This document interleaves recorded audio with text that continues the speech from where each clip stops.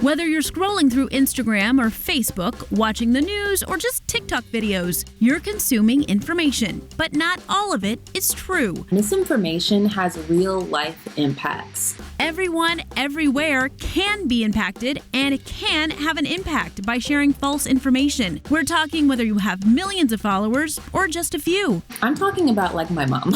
Okay. And so the things that we're doing online in our own bubbles with our friends, like this stuff carries over into the real world. So Heaven Taylor Wynn from MediaWise, a digital literacy project of the Poynter Institute, is helping us learn how to fact check for ourselves. And she says the first step is to figure out who's behind the information. But then what might be their motivations for sharing this information that's potentially false? What do they have to gain from it? What do they stand to lose? Start by Googling the source you're getting your info from. Check what organizations they're affiliated with. But when you're on social media, an easy way to do that is to just check their bio. Another thing you can do is to look them up on Wikipedia just to get some broad strokes about who they are, and then go to the bottom and check the footnotes for the primary sources, right? You want to get your news from a trusted source, and that goes for social media posts too, even when it's just a meme.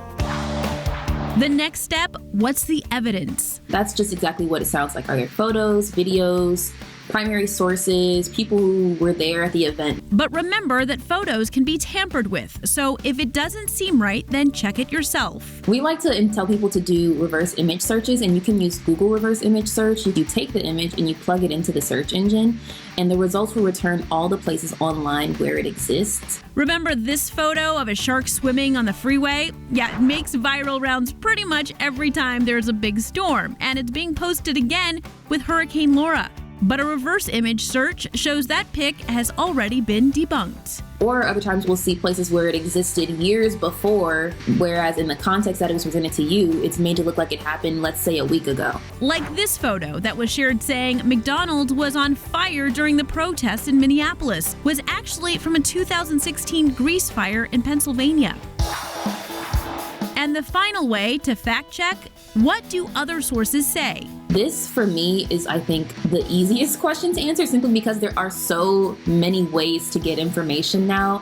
I know my main thing is if I see some big news happening, I'm just going to go to Twitter really quick and see, like, okay, is it trending or are people talking about it? If it's big news, a simple Google search should show lots of reports, but also look locally. I would just recommend that folks find a few reporters locally in their area. Find some people who are covering things that you care about. Because between an election year, a global pandemic, and nationwide protests, you don't want to be responsible for sharing fake news.